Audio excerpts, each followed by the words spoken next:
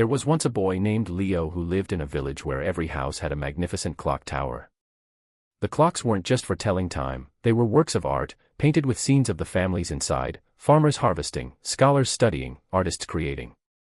The ticking of a clock was the heartbeat of a home. But Leo's clock was silent. Its face was a blank, gray canvas. His parents' clock, once vibrant, had slowly faded after they passed, and Leo, living with his gentle grandmother, had let it stay that way. He believed the great, daunting task of painting his own story was for others, for the motivated, the talented, the busy. He spent his days daydreaming by the river, watching the clouds drift, and telling himself, "I'll start tomorrow." One evening, his grandmother sat beside him. "Leo," she said softly, "the clock isn't just for you. Its tick is a song for the whole village to hear. Your silence is a hole in our melody." Her words stung, but Leo just shrugged. "It's too big to start, Grandma. What would I even paint?" The next morning, Leo found a single, small paintbrush and a pot of brilliant blue paint on his bedside table.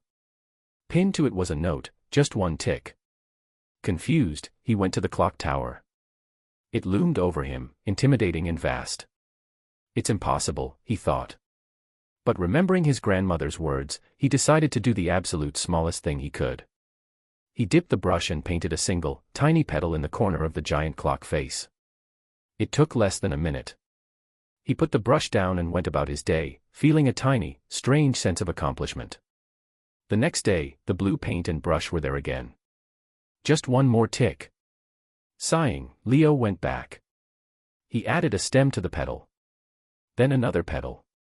Each day, he committed to just one tick, one small, simple stroke. A leaf.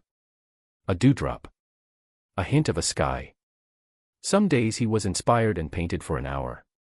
Most days, he just did his single, promise stroke. But he never missed a day. The one tick became his ritual. Weeks turned into months. He didn't notice the change, but the village did. Where there was once gray, a beautiful blue morning glory vine was slowly creeping across the clock face, each flower a masterpiece of tiny details. Children would stop and point. Neighbors would smile. One day, as Leo was adding a final highlight to a leaf, he heard a sound he had never heard before. Click. He jumped. The giant minute hand of the clock had shuddered and moved forward for the first time in years. His heart leaped into his throat. He had not just been painting, he had been cleaning, oiling, and unknowingly repairing the clock's ancient gears with every small visit. Tears welled in his eyes. He ran inside and found his grandmother, her own eyes sparkling. "Listen, Leo," she whispered. From the square, the village clock began to chime the hour. And then, one by one, the other clocks answered, as they always did. But this time, Leo's clock joined the chorus. Its chime was deep and clear and strong, a beautiful sound that completed the village's song. He had done it. Not in one frantic, overwhelming burst of effort, but with a consistent, tiny, daily stroke. He had painted his story not with the pressure of a masterpiece, but with the patience of a single tick. Moral of the story. Your goals, your exams, your projects, your dreams, can seem like a vast, blank clock face. The shadow of laziness is often just the fear of that immense, daunting beginning. Don't focus on the whole picture. Don't worry about the finished masterpiece. Just commit to one tick today. Read one page. Solve one problem. Write one sentence. That single, small action is a victory. It is a stroke of paint on the canvas of your future.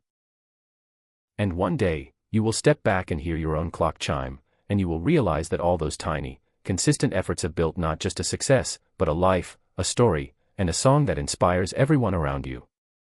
Start with your one tick. Start now.